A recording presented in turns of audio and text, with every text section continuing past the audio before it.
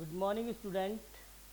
देखो बेटा, हमने पहले लॉज ऑफ मोशन में न्यूटन का मोशन पढ़ा था, न्यूटन का पहला लॉ पढ़ा था, न्यूटन फर्स्ट लॉ पढ़ा था।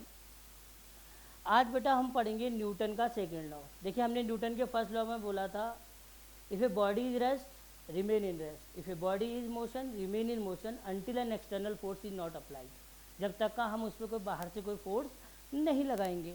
अब जब हम न्यूटन के सेकेंड लॉ की जब हम बात करते हैं, इस न्यूटन के जब सेकेंड लॉ की जब हम बात करते हैं तो देखते हैं कि न्यूटन के सेकेंड लॉ में होता क्या है, न्यूटन का सेकेंड लॉ होता क्या है।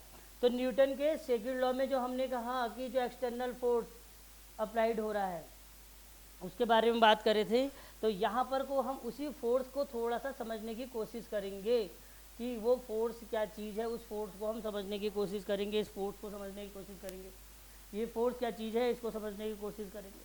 अब फोर्स को यदि हम डिफाइन करना चाहें, उसी को हम न्यूटन का सेकेंड लॉ बोलते हैं। हमने लीनियर मोमेंटम पढ़ाया था आपको, मोमेंटम इज इक्वल टू बोला था हमने, क्या मोमेंटम इक्वल टू बोला था, लीनियर मोमेंटम इक्वल टू बोला था मास into velocity.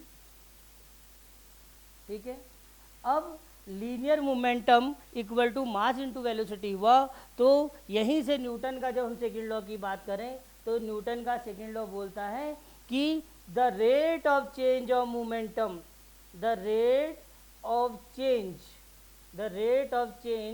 of momentum, the rate of change of momentum is directly proportional। तो डायरेक्टली प्रोपोर्शनल का जब हम साइन की बात करें, क्या बोला मैंने कि the rate of change of momentum is directly proportional. तो डायरेक्टली प्रोपोर्शनल का ये लीजिए बेटा, साइन लगा दिया डायरेक्टली प्रोपोर्शनल का, डायरेक्टली प्रोपोर्शनल का साइन लग गया। The rate of change of momentum is directly proportional, proportional का साइन लगा दिया, डायरेक्टली प्रोपोर्शनल का साइन ये देख लीजिए, ये है डायरेक्टली प्रोपोर्शनल का sign, directly proportional to applied force, directly proportional to the applied force.